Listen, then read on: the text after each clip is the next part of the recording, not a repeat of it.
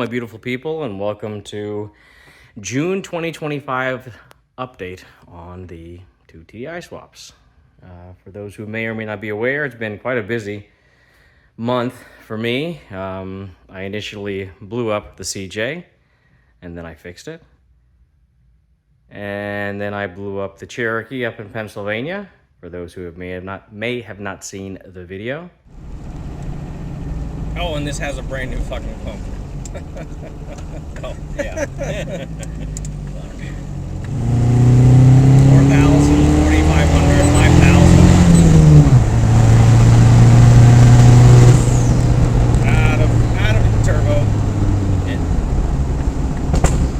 Nope. Something happened. Engine died. That's not good. Oh.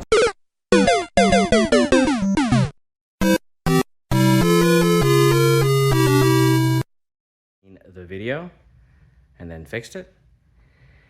And now I've got a head sitting on the table over there, and a head from none other than X-Man that just arrived with a SDI camshaft.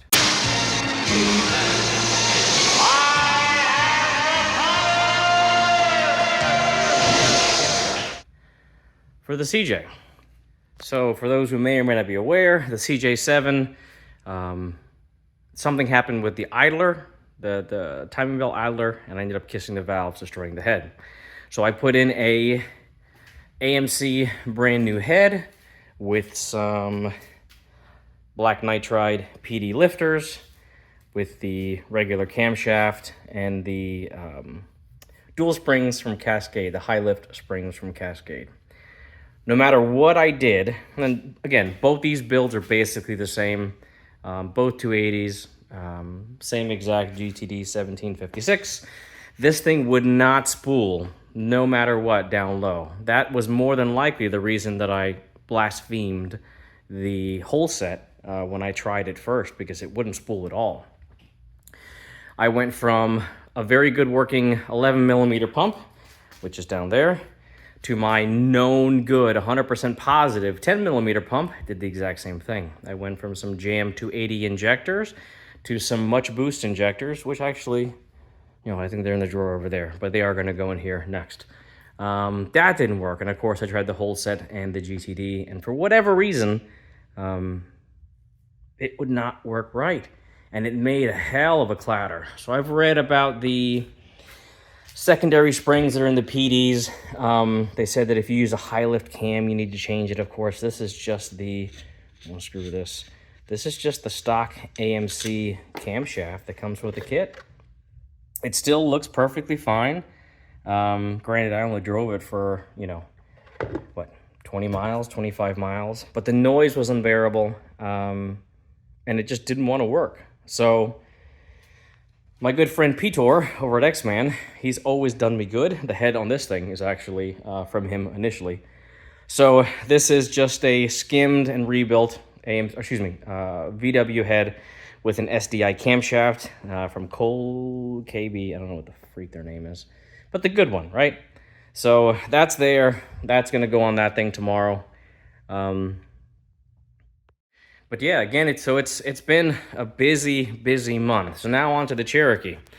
So with the Cherokee, I installed a brand new from Bosch 11 millimeter pump, or refurbished, reconditioned, whatever you want to call it. You can't see it, it's on the side. There's a sticker that says reconditioned. Anyways, so I took it to my parents' house, my dad's house up in PA. My brother and I went for a ride. Bada boom. Big bada boom.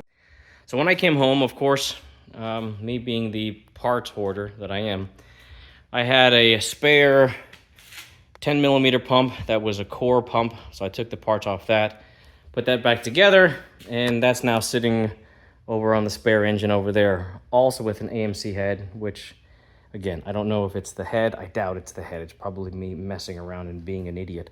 But an AMC head I also have. We can't see it, but there's another Volkswagen head over there that I'm going to do the guides and the seals myself. In any case, the Cherokee is back up running with an 11 millimeter pump and some Jam free flow injectors, 280s. now we go on to kind of the sad news. So the sad news with the Cherokee is that the compounds won't fit. So hopefully I have a picture, and I'll post a picture up now. And I want to have AC. So hold on, let me pause the video. Unpaused. Okay, so for those who may not know, this is more play around on the weekends. It did have AC, I took it off, but this is more a daily driver, if you would say. I don't, have a job, so I'm retired. I don't need to have a daily driver. But in any case, so this is my, it's technically considered a restricted orifice. I call it a 134 block because the refrigerant is 134 alpha. So I did mount everything up with the GTC 1549. And then the exhaust port was basically coming up and hitting here. Now, some people did have some great advice, like Nelson from Tech Metronics.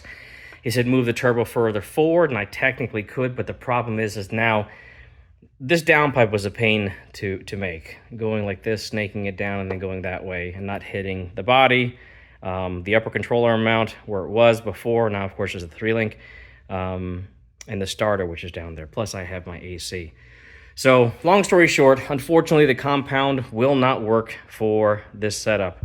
I'm contemplating a GTB 2260 VK. I've talked with a couple of people, one of those people being Nick Sweeney, about that, and we kind of agree. And technically, I talked with Houston Yates maybe half a year ago, and he said that, in his personal opinion, doing swaps of this caliber and this size, you don't want to start with anything lower than a 2 on the beginning of the turbo. So a 2060, a 2056, a 2260, whatever it might be. So yeah, so I'm thinking about that, a GTB 2260 VK for this thing. I guess we will see. Another thing, the electric power steering.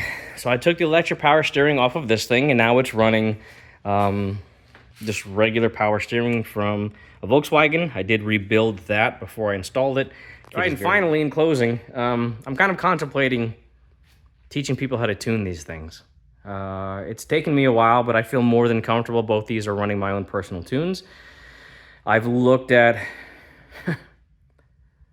50, 60, 70, 80, 100 tunes from different tuners.